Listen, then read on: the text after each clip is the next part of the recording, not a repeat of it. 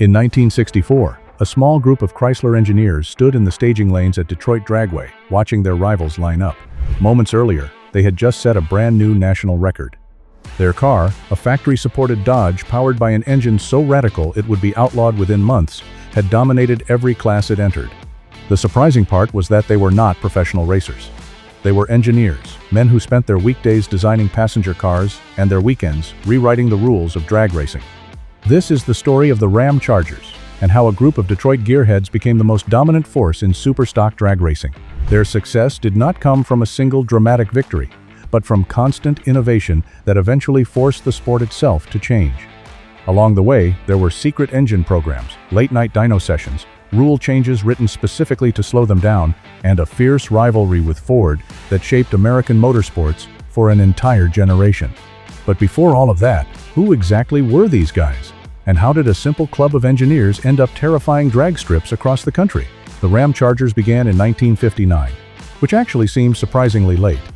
Drag racing had already existed since the late 1940s, evolving from illegal street contests into something resembling an organized sport. The National Hot Rod Association had been sanctioning events since 1951. By the end of the 1950s, drag strips existed all across the United States. There were racing classes for nearly every type of car, and crowds were growing as fans came to watch American muscle push to its limits. However, most serious racing teams were independent. These were enthusiasts building cars in their own garages, hunting for parts, and funding their racing any way they could. Car manufacturers mostly watched from a distance. Winning races was great advertising, but official factory involvement was rare. In fact, in 1957, the Automobile Manufacturers Association agreed to stop factory-backed racing programs. Publicly, the reason was safety and bad publicity from crashes. In reality, that agreement was about as binding as a casual handshake. Everyone knew the manufacturers were still quietly involved behind the scenes. This is where the Ramchargers came in. They were not technically a factory team, at least not officially. They were simply Chrysler employees who loved drag racing. Most of them were engineers. Among them were Tom Hoover, who would later become the driving force behind several of Chrysler's legendary engines, Dick Maxwell, Tom Coddington, and a rotating group of about a dozen Chrysler workers who built race cars after hours.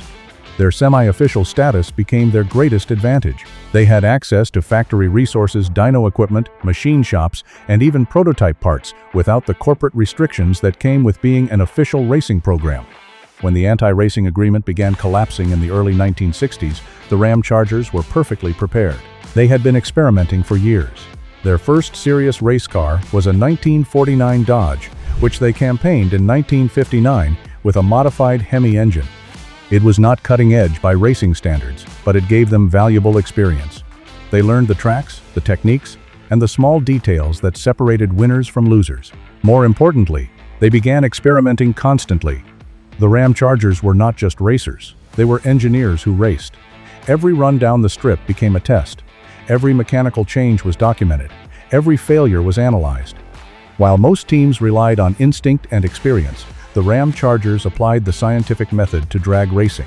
By 1962, they were ready to compete seriously. That same year, Chrysler released the 413 cubic inch max wedge engine. On paper, it produced 410 horsepower. In reality, with the right tuning, it could produce far more. The Ramchargers obtained one of the earliest engines and immediately began disassembling it to find improvements.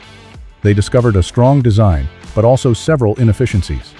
Airflow restrictions, imperfect combustion chamber shapes, and exhaust routing that created unnecessary back pressure. So they fixed everything. Cylinder heads were ported.